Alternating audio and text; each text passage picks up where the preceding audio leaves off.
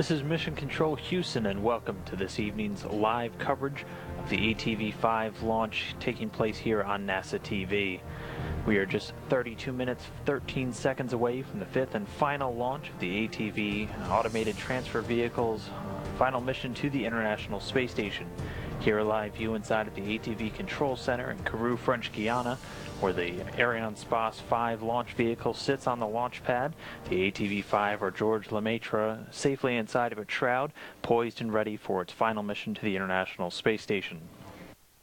As mentioned, this is the fifth and final flight of ATV, the largest in a fleet of resupply vehicles responsible for delivering cargo and supplies to the crews on board the International Space Station.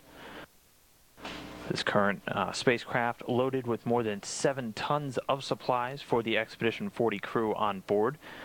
Again, named after George Lemaitre, the craft itself has been down in Kourou for some time. The rollout happening just yesterday.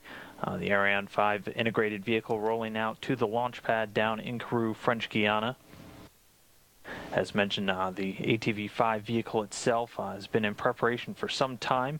First components arriving in October of 2013. Over the next several months, engaging in a series of functional and system tests to prepare the vehicle as various components were attached as they march forward towards today's launch date. The ATV vehicle itself was integrated to the launcher in late June, the fairing installed just about 2 weeks later. All of that going successfully in preparation for today's launch. As you can see down there in Kourou, weather for rollout cooperating, weather today getting good reports as well. Everything marching forward towards a successful launch coming up just 30 minutes from now.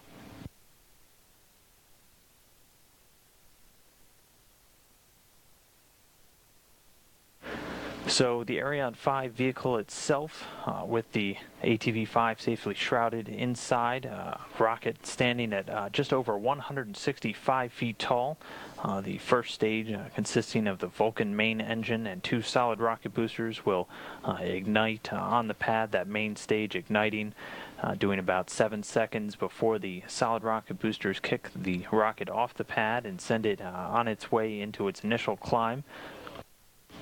Inside the ATV vehicle, as you can see here, again, the largest current cargo craft is delivering supplies to the International Space Station, coming in at a length of just a little under 10 meters actually in length. Starting with the docking cone on the front. Inside, the main portion is the integrated cargo carrier, where all of the resupply items are stored. Also, it has the capability to deliver not only dry cargo but fluid, being a very important space tug, if you will, for delivering water and also fuel for reboost done and attitude control by thrusters on board the International Space Station. Also inside the avionics, or the ATV's brain, if you will, having all the critical components such as computers, gyroscopes, and other navigation and control systems for controlling the ATV throughout its flight and during its re-entry. And then all the way at the end, the propulsion module containing 4 main engines for guiding the craft on its way, along with 28 attitude control and braking thrusters. Also the 4 solar arrays giving an impressive wingspan to the ATV vehicle, and powering all of its systems throughout flight with over 4,600 watts of onboard power.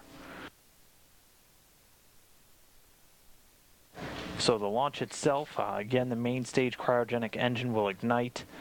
The operation's checking out for about 7 seconds before the vehicle launches. Once it's in flight, the solid rocket boosters will be jettisoned. The shroud jettisoning shortly after that, coming a little over 2 minutes into flight. ATV separation will come quite a ways after that initial launch, and that'll be setting up for solar array deploy, which will be the end of our mission coverage for today. The nominal length of time from liftoff to separation of the ATV, 1 hour, 3 minutes, and 56 seconds. The craft will then begin its 2-week journey towards the International Space Station. On the way, it'll do a functional test out of a new experiment package that it's carrying inside. You can see kind of a racetrack it'll do around the station. This will come just a few days before that docking, gathering data for use on future ESA spacecraft. They'll be flying it under the station using these new cameras on board, laser infrared imaging sensors, or LIRIS, on board to get data from at all various longer ranges. The closest approach during that fly under about 6.4 kilometers. At that point, the ATV, the Automated Transfer Vehicle, will be able to conduct its automated rendezvous with the International Space Station, ultimately docking to the aft port of the Zvezda service module. That again scheduled to come 2 weeks following today's launch on August 12th at around 9:30 in the morning. As mentioned, the vehicle docks completely automated, similar to the Russian cargo progress vehicle, currently another resupply craft that docks automatically to the Russian segment.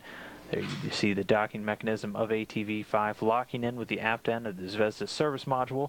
At that point, the crew will be able to open up the hatches, ingress, and begin unloading again the over 7 tons of supplies found on board the craft for the International Space Station.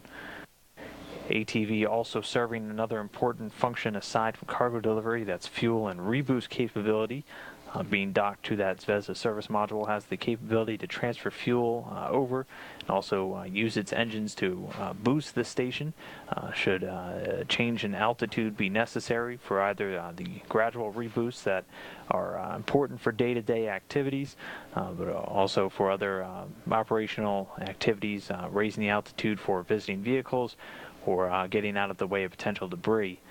ATV-5 will stay docked for about 6 months to the International Space Station before finally undocking and doing one final task before its fiery re-entry. At the end of its mission, the vehicle will be packed with several tons of wastewater materials and equipment, but also then a set of sensors and cameras will be able to record a very extensive amount of re-entry data from the vehicle as it goes through a shallow re-entry task. This being done, the data gathered from this will be able to enable mission planners to have a better idea of the path the International Space Station might one day take during its eventual deorbit from low Earth orbit. That again to come after the craft has been docked for over 6 months, anticipated to take place in late January. A number of cameras both on the International Space Station on the ground along with telescopes on the ground will be targeted and pinpointed on the vehicle while it makes that fiery re-entry.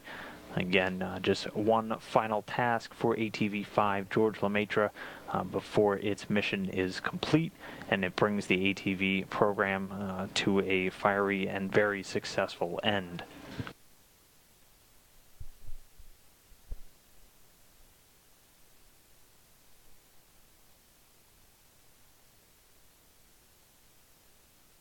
So once more, getting a look inside of the Jupiter control room down in Kourou, French Guiana. Contingent of NASA personnel down in the area to support the launch. Amongst them, Public Affairs Officer and rocket aficionado Rob Navius. Rob, thanks for calling in. We know we got you tied in. You've seen launches all over the globe. Tell us what it's looking like down there in French Guiana. Dan, thanks. Talking to you from the skybox area overlooking this Jupiter Control Center here in Kourou. And with the weather unusually cooperative for this time of year on the northern coast of South America and a green board for launch, a multinational delegation of VIPs and guests are sharing what is a bittersweet moment with the European Space Agency and its industry and ISS partners. NASA's delegation is led by Bill Gerstenmaier, the Associate Administrator for Human Exploration, and Mike Suffredini, the ISS Program Manager. The Russian Federal Space Agency and the Japan Aerospace Exploration Agency are also here, and delegates from China's space agency have traveled halfway around the world to share this moment as well as we await the thunder of an Ariane 5 taking flight and the end of an era in European spaceflight. That's it from the Guyana Space Center in Kourou, French Guiana. Dan, now back to you at Mission Control in Houston.